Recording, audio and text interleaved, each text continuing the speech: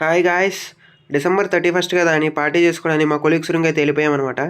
Chicken curry చేయడానికి vegetables అన్నీ అయితే కట్ అయితే చేసేసుకున్నాం. బౌల్ పెట్టేసి ఇవి కట్ చేసుకున్న వెజిటేబుల్స్ అన్నీ వేసేసి ఫ్రై అయితే చేసేసాం. తర్వాత తెచ్చుకున్న చికెన్ అయితే నీట్గా కడుక్కొని ఫ్రై అయిన వెజిటేబుల్స్లో అయితే వేసేసాం.